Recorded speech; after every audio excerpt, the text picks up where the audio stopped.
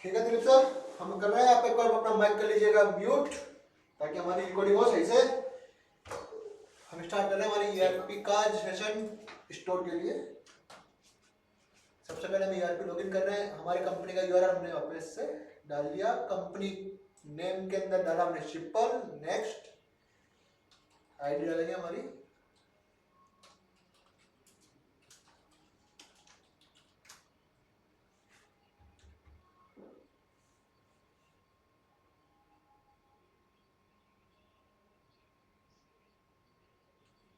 Password wrong है।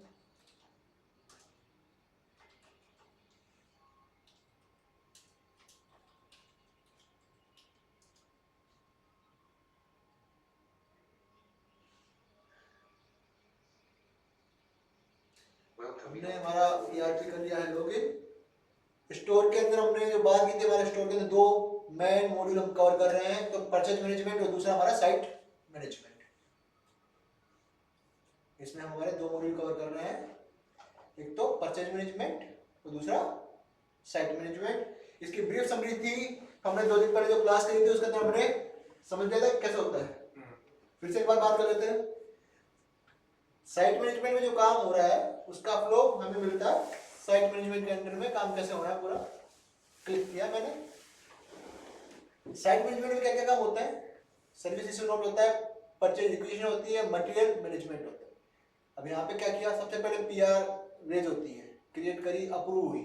जब PR approve हो जाएगी फिर क्या होगा, यहाँ पे उसका पीओ बनेगा। साइट ये पीओ वाला काम क्या होता है हमारा परचेज मैनेजमेंट में।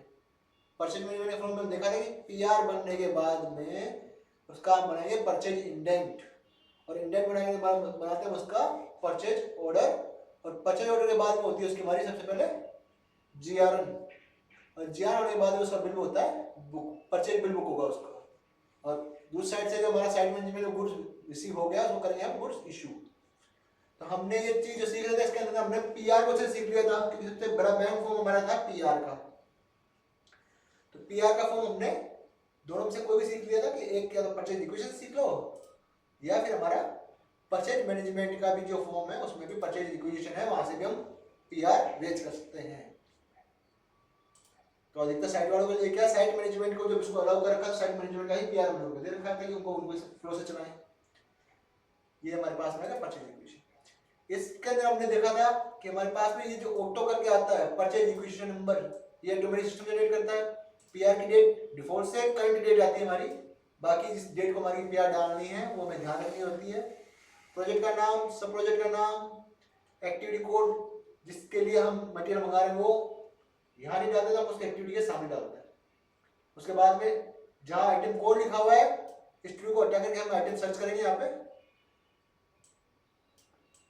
पे आइटम कोड के बेसिस के ऊपर यहाँ पे item group, description, unit intermediate आ जाती है, और सेकंड यूनिट का ऑप्शन मिलता है कि आपको किसी दूसरी यूनिट में अगर हमारे को मटेरियल रिक्वेस्ट करना है तो हम यहाँ डाल सकते हैं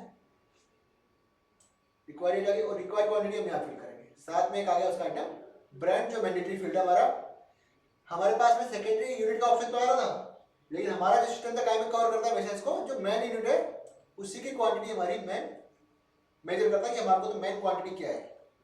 साथ में बताया था कि यहाँ पे डिलीवरी एड्रेस डिफॉल्ट से जो प्रोजेक्ट में एड्रेस डाला होता है वो आ जाता है, लेकिन अगर हम आपको एड्रेस चेंज करना है तो हम यहाँ से उसका एड्रेस भी चेंज कर सकते हैं। इसके बाद में आपको नीचे मिलता है सेव बटन, स्टेटस होता है ऑटो। जैसे हम सेव करते हैं तो ये कहाँ जाएगा, ड्राफ्ट पे। लेकिन अगर कोई बंदा है जो अपर हायरार्की में वेरिफिकेशन पे या अप्रूवल पे है तो डायरेक्ट कई बार वहीं पे भी चला जाता है कि जिसने वेरीफाई किया ये सीधा ही वेरिफिकेशन शीट पे चला जाएगा। जरूरी नहीं ड्राफ्ट पे है, कभी कभी वेरिफिकेशन शीट वाले उसके पास राइट्स वेरिफिकेशन किया है तो डायरेक्ट वेरिफिकेशन पे ड्राफ्ट हो जाता है। हमने पीआर की से बात कर ली थी। पीआर से रिलेटेड यहाँ पे एक फॉर्म आता है पेंडिंग रिक्वेजिशन, केवल और केवल परचेज मैनेजमेंट में मिलेगा हमारे को पेंडिंग रिक्वेजिशन। ये क्या दिखाता है हमारे को, जो भी पीआर रेज हो रखी है वो पेंडिंग पड़ी है तो वो दिखाता है। प्रोजेक्ट का नाम सिलेक्ट किया मैंने किसी भी बृहस्पति 226, इसमें कौन कौन से आइटम की पीआर पेंडिंग पड़ी है, तो यहाँ पे पीआर नंबर भी आ गया और आइटम का नाम भी आ गया। ये जो रिपोर्ट हमारी बेसिकली आइटम के अकॉर्डिंग चल रही है, इसमें पीआर के अकॉर्डिंग नहीं है। पीआर का नंबर देखो कंटिन्यू रिपीट कर रहा है, ये आइटम वाइज है। जितनी बार आइटम का नाम उतनी बार इसमें लिस्ट में रिपीट हो रही है। किसी आइटम को हम अगर सर्च करना चाहिए यहाँ पे आइटम ग्रुप के हिसाब से कि इस चीज का ही आइटम है, यहाँ पे बहुत सारे आइटम आ रहे हैं, देखो केवल देखना जीआई फिटिंग के आइटम आ रहे हैं, ये भी फिल्टर भी जीआई फिटिंग। तो जीआई फिटिंग की मेरे पास में 2 रिक्वेस्ट रेज है, एक तो जीआई नंबर की उसमें भी है और 2 नंबर में भी है। तो ये फॉर्म आ गया केवल और केवल आपके पेंडिंग पीआर रिक्विजिशन सर्च करने के काम में आएगा हमारा। अब चलते हैं हमारा इससे अगले वाले फॉर्म में, इसके अंदर कौन शो करेगा पीआर, परचेज मैनेजमेंट वाली, साइट मैनेजमेंट वाली, इसमें दोनों की शो करेगा, परचेज मैनेजमेंट से ड्राफ्ट लियो चाहे साइट मैनेजमेंट से ड्राफ्ट लियो, दोनों पीआर अगर पेंडिंग है तो यहाँ पे शो करेगा। मैंने बताया था कि परचेज मैनेजमेंट में पीआर रिक्वेस्ट है और साइट मैनेजमेंट में भी पीआर रिक्वेस्ट है, दोनों एक ही फॉर्म है, केवल अंतर किसी का होता है फ्लो का। एक तो फ्लो का अंतर होगा, एक कि हमारे को यूजर को दूसरा मॉड्यूल का एक्सेस नहीं देना पड़े, इसलिए भी है कि एक ही फॉर्म के अंदर दोनों काम, एक ही मॉड्यूल में दोनों काम हो जाते हैं। साइट मैनेजमेंट का फ्लो अलग हो सकता है, इसलिए वहां पे एक अलग ऑप्शन दे रखा है हमारा। ठीक है, ये हम चीज समझ गए थे। पेंडिंग रिक्वेजिशन जो पेंडिंग रिक्वेस्ट होगी वो यहाँ पर दिखाएगी, डेट चेंज करते हैं तो कौन सी डेट से, मैंने 1 अप्रैल से देखते हैं कोई पेंडिंग पड़ी है इनके पास में, 1 अप्रैल से बहुत पीआर पेंडिंग पड़ी है। तो ये भी एक बार साइट वाला काम हो ही गया कि अगर कोई रिक्वेस्ट अननेसेसरी पड़ी हुई है जिसका मटेरियल हमारे पास में आ गया है, तो ये पेंडिंग पड़ी हुई पीआर पे तो क्लोज करेंगे, डिलीट करेंगे। अगर कहीं यूज ही नहीं हुई तो हम उसको डिलीट कर देंगे। और हो सकता है कि हमने पीआर रिक्वेस्ट करी थी 100 की और उसको यूज किया केवल 50 के लिए, हमने रिक्वेस्ट ओके कर दी और परचेज ऑर्डर के 50 ही मंगाए, तो 50 का बैलेंस आएगा तो उस टाइम तक वो डिलीट नहीं होगी, वो होगी क्लोज, पीआर क्लोज। तो पीआर के अंदर ये हमारे फ्लो चलते हैं आगे, पीआर परचेज रिक्वेस्ट है, इन्हीं के फ्लो के अंदर हमारे पास में यहाँ पे मल्टीपल ऑप्शन आता है पीआर क्लोज के, यहाँ बटन आता है सर। जब पीआर अपलोड हो जाती है, पीआर अपलोड होने के बाद में अगर उसका यूज नहीं हुआ तो हमारे पास ऑप्शन आता है पीआर क्लोज का। तो जो हमारी पीआर क्लोज हो चुकी होती है वो भी हमारी पेंडिंग रिक्वेस्ट में शो नहीं करती। इसके बाद हमारे कौन सा फॉर्म आएगा, purchase indent. Purchase indent form किस लिए आता है, परचेज इंडेंट फॉर्म जैसे कि हमने पहले ही बात की थी, परचेज इंडेंट फॉर्म एक है सेपरेटर का काम कर रहा है हमारे पास में। साइट से कोई भी रिक्वेस्ट मेरे को मटेरियल की आई थी वो मैंने उसकी पीआर में रेज कर दी, लेकिन ये कभी जरूरी नहीं होता कि जिसने पीआर रेज करी उसे ये पता है कि कौन सा आइटम कौन सी दुकान पे मिलेगा या कौन सा वेंडर के पास में मिलेगा। तो एक ही पीआर में मल्टीपल आइटम सेट कर सकता है जो मेरे को अलग अलग वेंडर के पास मिलेंगे, 3 आइटम दूसरे वेंडर के पास मिलेंगे, 3 आइटम दूसरे वेंडर के पास मिलेंगे। तो पीआर तो रेज हो जाती है, लेकिन इंडेंट उसको क्या करता है, एक करने का काम होता है। साथ में पीआर जब हमारे प्रोजेक्ट के साथ देखते हैं तो क्या होता है, प्रोजेक्ट वाइज डिटेल लेके आता है पूरी। परचेज रिक्वेस्ट में क्या होता है, प्रोजेक्ट वाइज डिटेल लेके आता है, लेकिन वो परचेज इंडेंट में आगे क्या होता है, उसकी समरी हो जाती है। परचेज इंडेंट में आगे क्या हो जाता है, उसकी समरी हो जाएगी। यहाँ पे क्या करना होता है हमारे को, जैसे बताया था ये चीज मैं अगर अब रिपीट नहीं करूंगा कि जहां जहां ऑटो आ रहा है ऑटोमेटिक जनरेट करेगा, ये इसका एक नंबर जनरेट करेगा automatic. Quotation date automatic generate करेगा, यहाँ पे कोटेशन डेट लिखी हुई है क्योंकि इसका मेन काम उसको करना है, कोटेशन को भेजना। यहाँ पे मैं जो चीज आपको फॉर्म में ध्यान रखनी है उसका पहला आया हमारे पास है प्रोसेस टाइप। परचेज इंडेंट में जो सबसे पहला ध्यान रखना है हमारे को वो आया हमारा प्रोसेस टाइप। प्रोसेस टाइप में हमारे पास में यहाँ पे 4 टाइप दे रखे हैं, request for quotation, project transfer, direct PO और अमेंड पीओ। नाम हमारे नाम के हिसाब से काम है इनके। रिक्वेस्ट फॉर कोटेशन, अगर हम इसका कोटेशन के थ्रू काम करेंगे तो हम रिक्वेस्ट फॉर कोटेशन करेंगे, यहाँ पे रिक्वेस्ट फॉर कोटेशन करेंगे हम, रिक्वेस्ट फॉर कोटेशन, यहाँ पे रिक्वेस्ट फॉर कोटेशन डाल दिया हमने। रिक्वेस्ट फॉर कोटेशन भेजेंगे, हमारे पास नीचे सप्लायर का नाम आता है, किस किस को कोटेशन भेजनी है। तो हमारा जो आइटम है हम यहाँ से फिल्टर कर लें कि मेरे को कोई जीआई की फिटिंग्स मंगवानी है तो जीआई की फिटिंग के सारे आइटम मेरे यहाँ जाएंगे, क्वांटिटी ऑटोमेटिक पता चलेगा वहां से सारी। उसकी कोटेशन किस किस वेंडर को भिजवानी है तो मैं यहाँ पे नाम सेलेक्ट करूंगा, उनकी मेल आईडी जो उनके फॉर्म में डिलीवर हो जाएगी बाय डिफॉल्ट से, या आप यहाँ पे मैन्युअली भी इसको फिल कर सकते हो। उसके बाद जैसे फॉर्म का फ्लो चलेगा ये ऑटोमेटिक क्या करेगा, उसका रिक्वेस्ट फॉर कोटेशन में उसका फॉर्म जनरेट कर देगा सबका, तीनों का अलग अलग। अगर मैंने 2 वेंडर लिए 2 वेंडर का फॉर्म जनरेट हो जाएंगे, एक का करूंगा तो एक का जनरेट हो जाएगा। ये क्या करेगा मेरा काम, रिक्वेस्ट फॉर कोटेशन प्रोसेस के अंदर मेरा प्रोसेस टाइप का।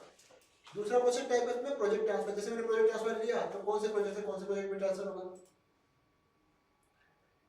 यहाँ पे कौन से प्रोजेक्ट से ट्रांसफर कर रहे हैं, पहले तो मेन प्रोजेक्ट पर लेना पड़ेगा कि हम कौन से, समझ रहे, यहाँ पे भरतपुर 97 ले लिया तो यहाँ पे क्या रेस्ट्रिक्ट कर दिया इसने, यहाँ पे भरतपुर 97 नहीं आ रहा है, यहाँ पे सेम चीज़ हमारे गोडाउन ट्रांसफर में भी होगी। कौन से प्रोजेक्ट का कौन से गोडाउन में मटेरियल जा रहा है वो हम यहाँ सेलेक्ट कर लेंगे। ये दोनों ऑप्शन हमारे नहीं आ रहे यूज इतना। परचेज रिक्वेस्ट कोटेशन का फॉर्म कौन यूज करेगा? अधिकतर परचेज वाले, क्योंकि अगर साइटों पे क्या होता है, साइटों पे तो छोटी मोटी परचेज होती है जो हम परचेज करके ले आते हैं, उसके बाद में अपने प्रोसेस पूरा करने के लिए काम में लेते हैं। लेकिन जहाँ बड़े बड़े ऑर्डर होते हैं ये काम कौन लेगा? परचेज वाले, जिनको कोटेशन देनी होती है। तो कोटेशन देंगे परचेज वाले और उसको आगे अपने रिफॉर्म करेंगे। तो परचेज वालों के लिए तो स्पेशल हो गया कि रिक्वेस्ट कोटेशन के थ्रू अगर जाए तो वो बेटर रहेगा उनका। कोटेशन तो लेते हैं ना विदाउट, लेकिन साइटों पे पॉसिबल नहीं होता। साइटों पे जो मटेरियल आता है छोटा छोटा, जरूरी होता है हर बार कोटेशन आए उनकी, ये होता है जनरल प्रैक्टिस है ये कि साइट पे कोई छोटे मोटे आइटम उनकी कोई कोटेशन नहीं आती है। इतने में तो जाएगा तब सामान लिया जाएगा, वो कोटेशन से महंगा पड़ जाएगा। तीसरा ऑप्शन जो मेरे पास में आया डायरेक्ट पीओ। यहाँ पे कोटेशन का नहीं आया, यहाँ पे डायरेक्ट क्या करेगा? जनरेट होगा पीओ। अगर मैं इसको रिक्वेस्ट फॉर कोटेशन करता तो ये रिक्वेस्ट फॉर कोटेशन में जाता हमारा, फिर कंपटीशन में बनता, फिर मेरा परचेज ऑर्डर में आता। लेकिन प्रोसेस टाइप में मैंने क्या कहते हैं डायरेक्ट पीओ। तो डायरेक्ट यहाँ से जैसे ये मेरा परचेज इंडेंट अप्रूव होगा तो पीओ मेरा ड्राफ्ट हो जाएगा, ठीक है। और थर्ड मेरा लास्ट प्रोसेस है अमेंड पीओ। ये भी एक अमेंडमेंट के पोर्शन में हमारे पास कवर होगा कि पीओ के अमेंडमेंट में ये भी काम देगा। लेकिन अमेंडमेंट में यहाँ से क्या काम? एक अमेंडमेंट का ऑप्शन हमारे पास में यहाँ आ गया, एक परचेज अमेंडमेंट का ऑप्शन नीचे है। दो तरह का अमेंडमेंट होता है हमारे, दोनों तरीकों को अलग समझेंगे हम अलग से।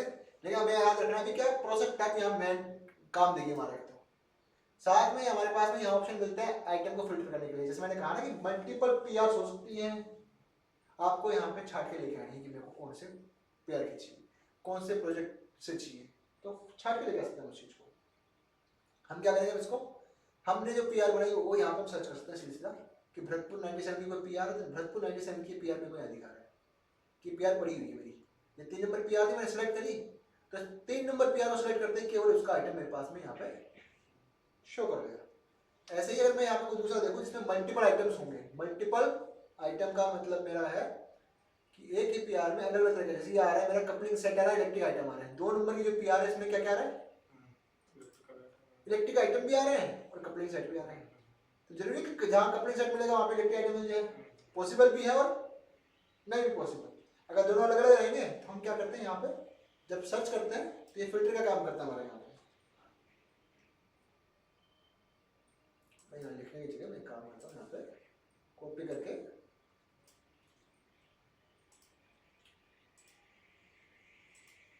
और यहाँ पे मैंने सेलेक्ट करी, मेरी 2 नंबर पीआर थी भी। देखो अब इसके अंदर मेरे को क्या दिखा रहा है? जनरल आइटम में आ गया। कल मेरे को कौन सा आइटम दिए? Electric items. अब उस पीआर से अगर मैंने यहाँ पे 2 आइटम दे दिए तो एक आइटम मेरा पेंडिंग रहेगा हमेशा। फिर जब उसका मैं पीओ इशू करूंगा तो वो भी खत्म हो जाएगा। मतलब अपन यहाँ पे क्या करना है, छाट देना उसको कि जनरल कपलिंग साइड किसी दूसरे पीओ वेंडर के पास मिलेगा। लेकिन साइट पे इतना ध्यान रखने की जरूरत ही नहीं होती मार्क को। मैंने कहा ना साइट पे क्या होता है, जो लोकल परचेज होती है ना वो होती है ऐसी। बड़ा परचेज जो होता है वो हेड ऑफिस से होता है हमेशा, कंट्रोल जो लाखों में होगा परचेज। साइटों पे होता है 10,000 15,000 का आइटम परचेज होता है नॉर्मली। तो एक ही वेंडर के पास में जाएंगे, वहाँ पे रेट वेरीफाई करेंगे, वहीं से उठा के लिया था सामान, उसके बाद इम्प्लीमेंटेड प्रोसेस होता है। तो ये चीज़ हमारे को इतना ध्यान नहीं है, लेकिन मैं बता रहा हूँ फिर भी। इसके अंदर मेरे पास में ये ऑप्शन है, फिल्टर के ऑप्शन है सारी। यहाँ पे ड्यू डेट ऑफ सबमिशन और स्टार लगा हुआ है, ये केवल उसी डेट में काम में आएगी जब हम क्या करेंगे यहाँ पे रिक्वेस्ट फॉर कोटेशन। जब रिक्वेस्ट फॉर कोटेशन होगी ना तभी तो ड्यू डेट आएगी। बाकी तो डायरेक्ट पीओ कर रहा हूँ या और कोई मेरा मेथड है तो वहाँ तो कोई ड्यू डेट आएगी नहीं। केवल उस केस में जिस केस में मैं किसी से कोटेशन ले रहा हूँ तब यहाँ पे मेरी ड्यू डेट आएगी कि भैया अब तक तो मेरे को कोटेशन दे देना, ताकि हम उसका आगे का काम कर सकें। तो ये मेरा ऑप्शन था मेरा परचेज इंडेंट का। इसके लिए हम क्या करते हैं, एक बार टेस्टिंग कर लेते हैं इसकी भी। इसके लिए मैं कर रहा हूँ हमारा पीआर रेज कर रहा हूँ। सबसे पहले तो दूसरे प्रोजेक्ट पे ये टेस्ट प्रोजेक्ट पे मैं आज की डेट में करूँगा। लाइव तो आ रहा है आज की डेट में, हम करते हैं बैक डेट में। हम करते हैं 25 तारीख को मेरे को कोई मटेरियल का मैंने रिक्वायरमेंट थी, मैंने रिक्वायरमेंट डाली थी, ये बैक डेट ही डाल रहा हूँ एक बार 25 जनवरी 25 को। प्रोजेक्ट था मेरा टेस्ट प्रोजेक्ट खरोद।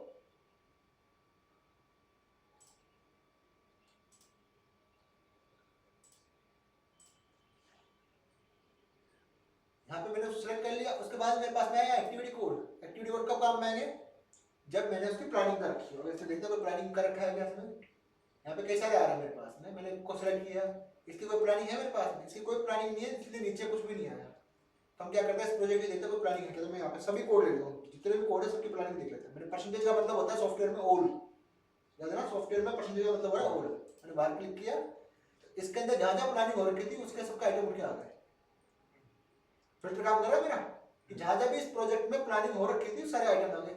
लेकिन मेरे को तो इस प्रोजेक्ट में केवल और केवल इलेक्ट्रॉनिक आइटम्स के ही देखने थे या यूपीएससी फिटिंग देखनी थी। इलेक्ट्रॉनिक आइटम पहले भी देखा था, इसलिए हम यूपीएससी फिटिंग देख रहे थे। हम देखते हैं यहाँ पे हमारा ग्रुप में गए, केवल यूपीवीसी फिटिंग चाहिए हमारा, केवल यूपीवीसी फिटिंग आई, कोड सारे आ गए और फिटिंग मेरी आई। ऐसे आइटम का भी है। अब हमारे पास आइटम बचे नहीं तो हम यहाँ पे नहीं करेंगे फिल्टर। ये मैंने यहाँ पे पीआर रेज करी कि इस एक चीज की मेरी पीआर रिक्वायर्ड क्वांटिटी कितनी आ रही है, कितने चाहिए मेरे को, इसकी जो एक्टिविटी है इसमें प्रोजेक्ट से लिंक है ये मेरा, तो इसमें मेरे पास में क्या है, इसका कोड भी आ गया, एक्टिविटी का नाम भी आ गया, आइटम का कोड भी आ गया। अगर ये चीज नहीं होती तो मैं क्या करता यहाँ पे, मेरे को सब मैनुअली करना होगा। अगर ये नहीं होता तो मैं एक बार इसको पूरे को बढ़ाते हैं हम। इस एक्टिविटी में एस्टिमेट क्वांटिटी 50 लगेगी, यूनिटी कितनी लगेगी साइज की 50 लगेगी, तो हम भी 50 का ऑर्डर दे रहे हैं इस बार। इससे ज़्यादा का ऑर्डर अलाउ करेगा सिस्टम, इससे ज़्यादा का ऑर्डर अलाउ नहीं करेगा। अगर मैं इसको 50 से ज़्यादा एक्सटेंड करना चाहूँ तो ये नहीं करेगा। ये कहाँ से आ रहा है मेरा, एक्टिविटी कोड से, जो एक्टिविटी कोड सेलेक्ट हुआ है उसके हिसाब से ये मेरा आ रहा है। अगर इसको जाकर के मैं यहाँ पे आके सेव करूँ, इसमें और कोई फील्ड है मेरा, आइटम ब्रांड किसी स्पेशल ब्रांड का आएगा तो ठीक है, या स्पेसिफिक इसका कोई डिटेल लिखना है मेरे को यहाँ पे, इसके बारे में कोई एडिशनल डिटेल है तो मैं यहाँ पे लिख सकता हूँ।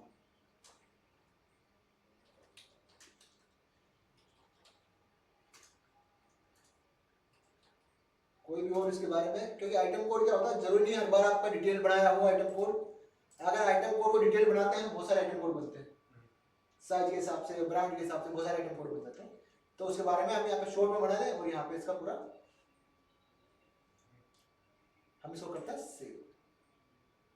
Balance quantity should be greater then 0। ये एरर का भी काम करता है कई बार कि एरर आ रही है सर, इस एरर का मतलब क्या है, balance quantity should be greater then 0। हम चेक करेंगे, देखो यहाँ पे आ गया balance quantity should be greater then 0। ये कह रहा है कि आपके हिसाब से 50 से आनी चाहिए थी, 55 कैसे रिक्वेस्ट कर रहे हैं। अगर आज मैंने यहाँ पे इस रिक्वेस्ट में 40 का रिक्वेस्ट कर लिया तो मेरे पास बचेगी कितनी, 10। इस प्रोजेक्ट के ऊपर नेक्स्ट टाइम में केवल 10 क्वांटिटी ऑर्डर रखता हूँ। तो अगर मैं यहाँ पे 40 कर रहा हूँ तो अगली बार मैंने 10 छोड़ दी और मैं इसको सेव करूंगा तो मेरा बैलेंस भी 0 से ज़्यादा ही होगा। ये हमारा काम हो गया एक पीआर। ये फ्लो भी डाइट कर रखा है, जब फ्लो होगा कि हाँ ये पीआर की अप्रूवल होगी तो उसे चलेगा। ये हमने एक पीआर से एक तो तरीका से हो गया कि मैंने प्रोजेक्ट एक्टिविटी साथ में लिख सकता हूँ। उसमें भी कोई बहुत सारे तरीके हमारे पास में, कि हमारे पास में ये देखो मैंने कहा था ना ये अप्रूवल हो गई, यहाँ पे आया क्लोज पीआर का ऑप्शन आ गया। मैंने रिक्वेस्ट तो रेज कर दी थी, मैं ऑर्डर नहीं किया तो इसको क्लोज तो करना पड़ेगा हमें। एक तो ऑप्शन है कि हम डिलीट कर दें, ये कहीं यूज नहीं हुई हो, लेकिन हमने 40 की रिक्वेस्ट करी और प्रोजेक्ट वाले ने 20 मंगाई तो लिंक भी हो गई, तो हम 20 को क्या करें, क्लोज ही कर दें ताकि अगली बार 30 का ऑर्डर कर सकें। 10 तो बची हुई है मेरी और 20 क्लोज कर दो तो मेरी बढ़ेगी। ठीक है, तो ये हम यहाँ से देखेंगे। अब दोबारा एक बार पीआर आउट करके देखते हैं। अभी तक जो चलता हुआ आ रहा है वो क्या चलता हुआ आ रहा है, बिना एक्टिविटी कोड के करते हैं सीधा सीधा। तो यहाँ पे UADD टेस्ट था ना, टेस्ट क्लोज।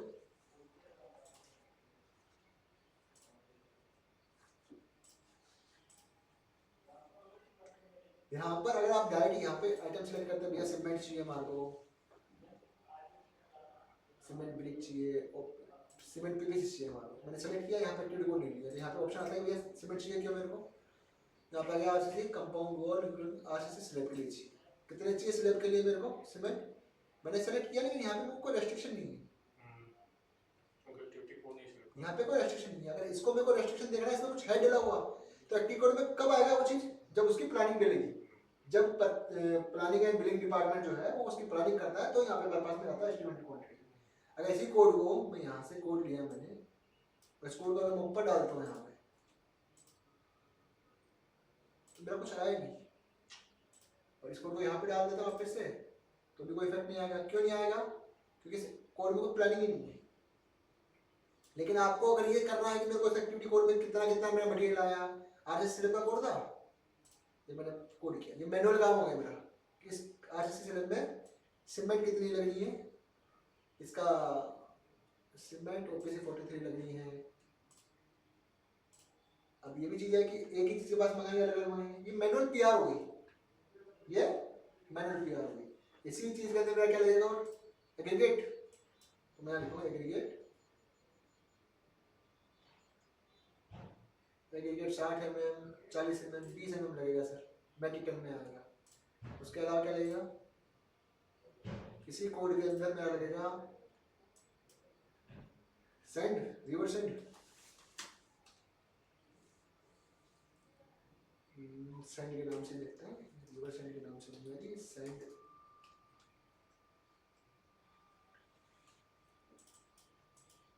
सेंड पेपर आ रहा है हमारे पास में, रो सेंड आ गई, कोरोसल सेंड आ गई, एन सेंड आ गई, जो भी है हमारी, तो हमने सेलेक्ट करी, ये भी एम्प्टी में आएगी।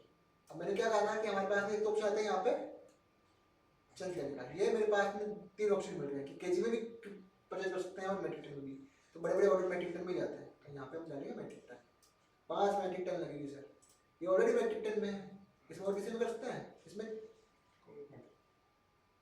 क्या बोलते हैं इसको, क्यूबिक मीटर, वो भी अपन ले सकते हैं।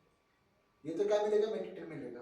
अब आपने इसमें क्या कन्वर्टर लगा रखा है, इसमें इसको मैंने लिखा 5, एक मैट्रिक टन में 5 होता है, तो 5 में कितने होंगे, एक मैट्रिक टन में 20 बैग आएंगे, 5 में आएंगे मेरे कितने, 100, जैसे कर दिया 100। यहाँ पे एक क्यूबिक मीटर में अगर 10 क्यूबिक मीटर चाहिए तो इसने मैट्रिक टन में उसको कन्वर्ट कर दिया, इसको पता नहीं, लेकिन जो इसका फैक्टर लगाया हुआ है उसके हिसाब से इसने 3.53 मैट्रिक टन होता है। ऐसे सिंपल ये लास्ट में इसको क्या करते हैं, इसको किसी ऑप्शन नहीं है हमारे पास, तो मैट्रिक टन है, तो इसको मेरे को 20 साथ में इनका ब्रांड आ गया, कौन सा ब्रांड चाहिए, यहाँ पे ब्रांड आ गया मेरे पास 4, किसी सीमेंट चाहिए, यहाँ पर ब्रांड है एसीसी भी है, रेट देता होगा एसीसी, उसके बाद नहीं आ रहा, तो मेरे पास में यहाँ पे ऑप्शन आ गया मेरे पीआर रेज करने का, ठीक है, और कोई डिस्क्रिप्शन लिखना मैं यहाँ लिखता हूँ। तो मैं 2 तरीके से पीआर रेज करता हूँ, ये तो मेरी मैनुअल पीआर है, तो जितना हो सके इसको नहीं यूज करें तो बढ़िया है, क्योंकि अगर आपको प्रॉपर ट्रैकिंग चाहिए, सब कुछ चाहिए, ऑटोमेटिक आना चाहिए, तो पहले काम कर लेना चाहिए, और अगर आपने पहले काम नहीं किया तो आपको बाद में उसको मिलाना पड़ेगा कि कौन सी एक्टिविटी के लिए कौन सा सामान खरीदा था, कौन सा आइटम कहाँ लगा। तो ये तो होता है हमारा पीआर का पूरा केस, और इसका इंडेंट भी हमने सीख लिया है, ठीक है, परचेज रिक्वेस्ट और परचेज इंडेंट दोनों चीज हम समझ गए, और परचेज इंडेंट हम सेव करके आगे चलते हैं बाद में भी, इसको मैं करता हूँ। यहाँ पे मेरे 2 काम हो गए हैं, मैंने परचेज रिक्वेस्ट करना सीख लिया, परचेज इंडेंट करना सीख लिया, ठीक है, हम इसको यहीं पे करते हैं, एक बार 2 मिनट का है और कर लेते हैं इसको।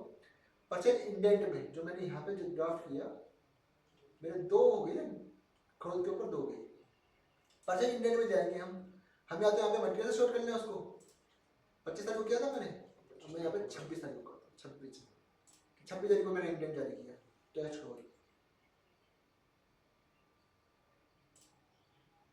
अब यहाँ पे अगर मैं लिस्ट में देखूँ मैं, तो मेरा यहाँ पे केवल दिखा रहा है यूपीवीसी फिटिंग, जो मैंने कब किया था, 25 तारीख को बनाया था, ठीक है, अभी एक और बना के आया था ना मैं, अभी एक और बनाई थी मैंने पीआर, वो क्यों नहीं शो कर रही यहाँ पे, वो क्यों नहीं शो कर रही है, उसका कारण सीधा सिंपल सा है, जो मैंने आपको बताया था, जो गलती हम करते हैं, वो गलती हम करते हैं, वो मैंने सर्च किया। अब मैंने अभी बनाई क्या थी पीआर, परचेज में बनाई थी ना, परचेज मैनेजमेंट के परचेज इक्वेशन बनाई थी, लेकिन मैं अभी चेक कर रहा हूँ साइट मैनेजमेंट के पीआर के अंदर, यहाँ भी बनी हुई है वो, वहाँ बनाई, यहाँ दिख रही है, इसकी डेट क्या आ रही है, 31 तारीख, इसकी डेट आ रही है 31 तारीख, 31 तारीख की डेट बना दी। अब मैं चाह रहा हूँ 26 तारीख में इसका इंडेंट हो जाए, पॉसिबिलिटी है सर, इसका 26 तारीख में इंडेंट दिखाएगा नहीं, जो क्योंकि मैंने यहाँ पे डाली है डेट का रोल है, ये डेट का बहुत ध्यान रखना हमारा। तो यहाँ पे केवल और केवल वो पीआर दिखा रहा है जो मैंने 26 तारीख या 26 तारीख से पहले बनी हुई है। अगर मेरे को उसको भी चाहिए, अगर मैं यहाँ डेट डाल दूँ 31 तारीख, तो या तो ये 31 तारीख को, यहाँ पे मेरे को दोनों दिखाए आगे, मेरे तो 31 वाली भी आ गई और वो भी आ गई। अगर मेरे को वही पीआर चाहिए तो मेरे को पीआर की डेट क्या करनी पड़ेगी, यहाँ पे चेंज करनी पड़ेगी। अब अप्रूव करने के बाद में साइट पे चेंज करने के राइट है तो वो कर सकते हैं, जिसके पास में चेंजेस करने के राइट है वो चेंज करेगा इसको, ठीक है ना। अगर मैं इसको यहाँ पे वो 25 से बनाई थी, इसको 26 में कर देता हूँ, 26 1। जरूरी नहीं कि आप हर बार यहाँ पे डेट चेंज करो, ये डेट चेंज कर देंगे आपको। होता क्या है कि कई बार डेटा इसके ऊपर बेस रिफ्रेश बेस होता है, मैंने यहाँ पे डाला इसको भी तो इसने अलाउ कर लिया कि इसके अंदर कहीं डेट नहीं थी, या रिक्वायर्ड डेट था उसने चेंज कर दिया ऑटोमेटिक, लेकिन इस फॉर्म का कहीं पे लिंक नहीं है इसलिए इसने मना नहीं किया। लेकिन जब आप आगे जाएंगे ना, जब परचेज बिल बुक करेंगे, तब उस चीज में ये ऑटोमेटिक चीजों को ब्लैक करता है। क्यों? क्योंकि वो डिपेंड होती है उस डेट के ऊपर। तो ये मैंने यहाँ पे किया, और अगर मैं यहाँ पे अब 26 तारीख को ही करता हूँ, 26/1/2025, और मेरे पीआर चेक किया मैंने यहाँ पे, मेरे को मैं डेट चेंज कर दी तो दोनों आएगी मेरी यहाँ पे। अगर मेरे को फिल्टर करना हो इसको कि भैया क्या रॉ मटेरियल दिखाना, मेरे को यहाँ तो क्या दिखाना, रॉ मटेरियल दिखाना, तो रॉ मटेरियल मैंने सेलेक्ट कर लिया, और यहाँ पे केवल मेरे को दिखाएगा केवल रॉ मटेरियल की पीआर और उसके आइटम। तो ये भी तरीका मेरे पास काम करने का पूरा कि ये सब मटेरियल, ठीक है। ये मैंने यहाँ पे, ठीक है। इंडेंट में हमने क्या किया, कुछ भी नहीं किया सर हमने। इंडेंट में केवल और केवल हमने ये किया कि हमने जो आइटम थे उनको फिल्टर किया, अलग अलग पीआर से कौन कौन सा आइटम वो मैंने यहाँ फिल्टर कर लिया। और दूसरा जो मैंने कहा था कि ध्यान रखना क्या, प्रोसेस टाइप का, यहाँ गया मेरे को डायरेक्ट पीओ देना, तो डायरेक्ट पीओ करूंगा यहाँ पे, क्योंकि साइड पे यहाँ पे डायरेक्ट पीओ क्या, नीचे सप्लायर का नाम आ गया। यहाँ पे हम सप्लायर का नाम देते हैं कोई, हम देते हैं यहाँ पे एग्रीगेट है, तो एम ब्रिक्स वाले कोई ऑर्डर दे रहे हैं, इसका यहाँ पे आईडी आ गया, और हम इसको कर देंगे save. Godown name should be greater than equal to, godown model should be greater than equal to quantity, ये एरर थी इसमें, वो भी चेक कर लेते हैं। गोडाउन क्वांटिटी, अब ऐसी इशू है तो हम क्या करेंगे, ऐसा इशू है तो हमारे को जो हमारी क्वांटिटी है ना, ये इसको एक बार 0 करना है, और वापस से एंटर करेंगे हम एक बार, तो ये उठा के ले जाएगा अपनी गोडाउन क्वांटिटी। ये हर बार नहीं होता, लेकिन जब डेटा हमने 2 बार 3 बार रिफ्रेश कर दिया, एक बार, अभी तो मैं कर रहा हूँ क्योंकि मैंने डेटा रिफ्रेश किया अभी आपके सामने, अगर मैं ये नहीं करता तो नहीं आता। अगर मैं डायरेक्ट इसको बढ़ाता हूँ, दोबारा से अगर इसको बढ़ाता हूँ मैं, कैसा इशू आता है कि नहीं आता, मैं गया एक बार में काम हो जाता है तो उसकी बराबरी कुछ नहीं होती, लगे कैसे दिक्कतें आती है, दिक्कतें नहीं आती सर, ये हमारी होती है, हमने करी दिक्कतें। जो मैं गया सीधा परचेज ऑर्डर, जो मैंने काम पहली बार किया था वो मैंने यहाँ पे पहली बार में कर दिया, रॉ मटेरियल, और यहाँ पे पीआर सेलेक्ट कर लिया मैंने। आप खुद चेक कर लो कि ये इसने बैलेंस उठाया कि नहीं उठाया, अपने आप उठा के लिया है, लेकिन आप ये उठा के तो लिया है, मैं यहाँ पे ऊपर आकर चेंज कर रहा हूँ तो ये फिर ये इस बैलेंस को गड़बड़ कर देगा, ठीक है ना। फिर हम क्या कहते हैं कि सिस्टम एरर नहीं है, सिस्टम एरर नहीं होती, हमने एक बार डेटा फिल कर लिया, ऊपर जाकर के ऊपर के डेटा के बेस पे नीचे डेटा फिल हुआ है, ठीक है ना। तो ये मैंने जाकर के, और मैंने यहाँ पे नाम ले लिया। ये समस्या तब की है जब कब, ये तो छोटी सी पीआर से वापस लोड कर ली, बड़ी होती तो क्या करता मैं, क्वांटिटी हटा करके दोबारा लिखना पड़ता, तो बिल्कुल टाइम टेकन काम हो जाता है ये चीज थोड़ा सा। लेकिन ध्यान खुद को रखना कि जो गलती अगर आप करोगे, ऊपर मैंने कोई चीज अगर सेलेक्ट नहीं करी या गलत करी है तो मेरे को परेशानी करनी पड़ेगी। मैंने कर दिया इसको सेव, यस। यहाँ पे हमारा पीआर का एक चैप्टर पूरा होता है, हम दिखाते हैं यहाँ पे पीआर का मेरा हो गया पूरा ड्राफ्ट एंड अप्रूवल। मैंने क्या किया था ऊपर प्रोसेस में, मैंने बताया था कि जो प्रोसेस है वो मेन रखती है मेरा रोल। तो जैसे मैंने इस इंडेंट को अप्रूव किया, सर्च किया मैंने ईडीडी कोड, यहाँ से काम और लास्ट काम है इसका मेरा, जैसे मैं इसको डायरेक्ट पीओ किया तो ये क्या करता, सीधा हिस्ट्री में क्लिक किया, यहाँ पे दिखाता है मेरे को, किसी भी फॉर्म में दिखाता है कि इसने क्या किया। इसने क्या किया, 2% ऑर्डर में मैंने क्या किया था, ऊपर प्रोसेस में डायरेक्ट पीओ किया था, तो इसने परचेज ऑर्डर में मेरा परचेज ऑर्डर ड्राफ्ट कर दिया। अगर मैं इसको रिक्वेस्ट करता तो जो मेरा रिक्वेस्ट वाला फॉर्म है उसमें एक एंट्री ड्राफ्ट कर देता ये, ठीक है। इस तरीके से मेरा ये प्रोसेस चल रहा है। हमने कर दिया, वीडियो हमारा बन गया।